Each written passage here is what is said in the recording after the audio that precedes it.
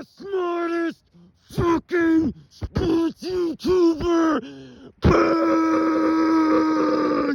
I told you, AFC Championship, bitch, one game away from the Super Bowl. I told you, fuck you, Big Dick Burrow, Bengals, bitch. I'll give you 5 seconds to tell me how this isn't impressive. Here, I'll give you 5 seconds. Go on. Shut your bitch ass up! Shut your bitch ass up! You can't handle it! You can't handle it!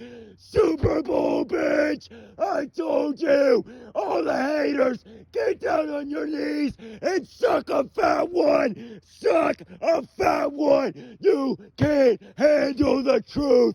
I tried to tell you all season long!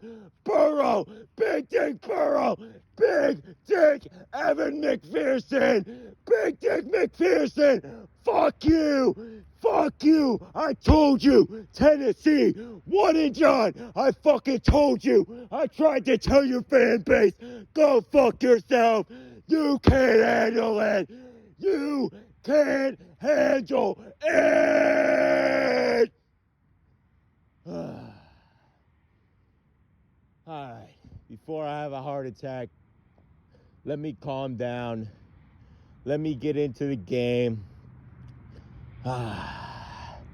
Feels good to be right. All the fucking haters, Herbert Nut Riders, 2 in the ears, go fuck yourself! Eli Apple needs his respect. He needs his respect. Eli Apple. Apple should be sold out everywhere in Cincinnati. Eli Apple owns every NFL franchise. Fuck you, bitch.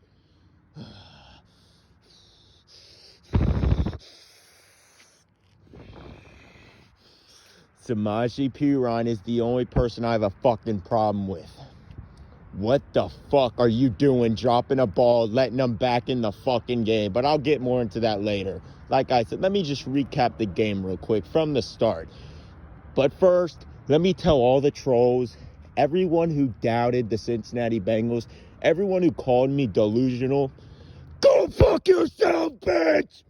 But I fucking called it. I mean, starting out, obviously, first play of the game, Jesse Bates. What did I say? I felt like Jesse Bates would have a pick. I felt like he would have a chance to get an interception. He just had to come down with it. I remember the last time the Bengals played the Titans, Jesse Bates picked off Ryan Tannehill, and that's when Tannehill was having a much better season. So first play of the game, Tannehill gets the pick, sets the tone. Bengals get the ball. Joe Burrow gets sacked. You'll hear that a lot.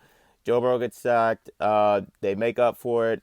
Delay, and then there was a delay game on like 3rd down where Joe Burrow also got sacked. So the refs did a terrible job of stopping the fucking play because you're letting our QB get fucking hit. You're letting the best quarterback in the league get hit when it's a delay game. So that was some bullshit, but it still would have been in field goal range. It would have been like a 50-something yarder. And we see Evan Big Dick McPherson clearly can hit those, so it wouldn't have been a problem. The Bengals get a few yards on a slant pass, kick a field goal, go up 3-0. Defense does great at the start of the game, comes out with that. I mean, I figured this is why I like the matchup. I knew Tannehill, it was up to him to beat you. I knew their run game was not going to beat you. I knew that Derrick Henry, if you watch a lot of Derrick Henry, he'll have a couple breakout runs, but other than that, it's a bunch of 3-4 yard runs. And with our run defense and with DJ Reader, the fucking monster, the most underrated player in the fucking league, DJ Reader was absolutely dominating this game, shutting him the fuck down, which I called. So defense did a great job early on. The offense, I mean, it's kind of hard to do anything when you're under constant pressure. The Titans did a very good job of they weren't going to allow anything deep. They're going to make him beat you underneath. They were doing a bunch of stunts, a bunch of coverages that Burrow hasn't seen, a bunch of different looks that Burrow hasn't seen. I mean, this is Burrow's 2nd year in the league. He missed half of his rookie year, so he's basically been in the league 1.5 years.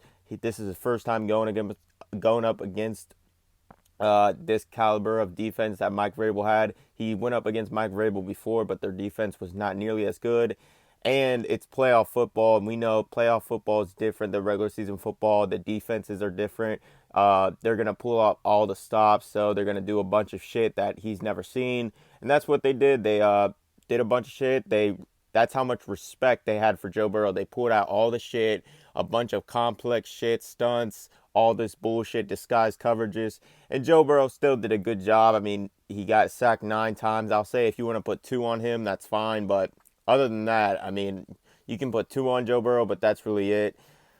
Yeah, Joe Burrow did a great job this game. Jamar Chase did a great job this game. I mean, he barely got targeted, but when he did, it was huge. That screen pass went for about, 60 yards. He could have broke it for a touchdown, but he got tripped up. I think Tyler Boyd could have got out in front better and just let Jamar have more room to work with. But, yeah, Jamar Chase played a great game. T. Higgins, he had a good game numbers-wise, but I don't think he had that great of a game. He had a crucial third down drop that led to when it was 16-6. Those are the plays you have to make. 16-6. It's 4 minutes left in the third quarter. If you make that catch, move the chains, you're probably going to go down and score, or you're just going to hold the ball for a few more minutes and keep that possession. It will be 16-6 going in the fourth quarter, or it could be 19-6 going into the fourth quarter. So, yeah, that was a crucial drop. He also had another one on the sideline that cost us points because he couldn't reel it in on the sideline, which then led to a Tyler Boyd catch, but it took way too much time at the end of the first half. So T. Higgins played good. He could have played better. Jamar Chase did a lot with little targets because, they were focused on him all game, but when it mattered most, he's the one who got open at the end. And I also saw, I think T. Higgins did get open on the other side at the end too, but yeah, obviously Joe went Jamar's way. Jamar caught it, 2 feet in, set up Evan Big Dick McPherson. Like I said Evan McPherson. Go back to before the season. Go back to when I was hyping this up. People were acting like, oh, you shouldn't draft the kicker. You shouldn't draft the kicker. Oh, why are you getting so hyped off a kicker? Because kickers can win you 3 or 4 games a season, especially in the playoffs. Kicker is super important. You saw their kicker, Fat Randy. We obviously know him. They wouldn't even attempt a 55-yarder. So that's 3 points off of their team, giving the ball back to us. We got Evan Big Dick McPherson, who's automatic within 60, and he can hit 60-plus yarders outside. So Evan Big Dick McPherson is a fucking goat. He's one of the MVPs of the team. It's important to have a great kicker, and the Bengals do, and they will for years to come. And yeah, that's important.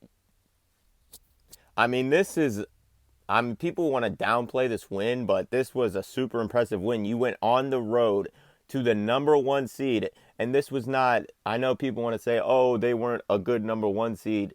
Yes, the fuck they were. Look at what they did to Kansas City earlier in the year. Look at what they did to Buffalo earlier in the year. They beat both those teams, and many people think those teams were the 2 best teams. Many think those 2 teams were playing the so-called AFC Championship last round, but they weren't. Tennessee shit on Kansas City. They beat Buffalo, and they were a really talented team. I mean, their O-line was healthy. They got Derrick Henry back. Even without Derrick Henry, they were still good. They have a great defense, a great coach, and the Bengals went on the road, number 1 seed. Joe Burrow's first road playoff game. A lot of these guys' first road playoff game, or just second playoff game in general, and they beat the shit out of them. The crowd noise was a factor. I mean, you saw the plays were getting called in late, so it was harder for Joe Burrow to adjust at the line, which did affect things because Joe Burrow is great at processing things, calling out shit, but it's kind of hard to do that when you're getting the play in with 10 seconds left on the play clock. So that was a factor. The crowd noise was a factor. It looked like he was having trouble with his a mic in his helmet or something. Maybe Vrabel did play under Belichick, so maybe there was some shit going on there. But yeah, this was a very impressive win. Anyone that tries to take away anything from this win, they're just jealous. They're just pieces of shit. They're just trolls. These are all fucking facts. I mean, you have Joe Big Dick Burrow going for 348, completing 76% of his passes, getting sacked 9 times. You have Jamar Chase, who wasn't really targeted much of the whole game, going for over 100 yards. You had T. Higgins doing his thing. And you're going to need those guys, obviously, going into next week. But I'll get more into that matchup in another video because I already see what's going on. People are already counting the Bengals out. But they counted them out all season long. They counted them out against Tennessee. Many people picked the Titans. And, yeah, I fucking called it. A lot of us Bengals fans called it. We tried to warn people. We tried to tell them, but they just wouldn't fucking listen. I'll just leave this video off there. hit the like button, hit the subscribe button. I've been right all season. I've been trying to tell people all season what the fuck was going on with this Bengals team. They didn't want to listen, but it just is what it is. They were wrong. We were right. All facts. All facts I've been spitting all season. So like I said, hit the like button, hit the subscribe button, keep the channel growing, and you just listen to the smartest fucking sports YouTuber on the planet. That's a fact. And I'm out.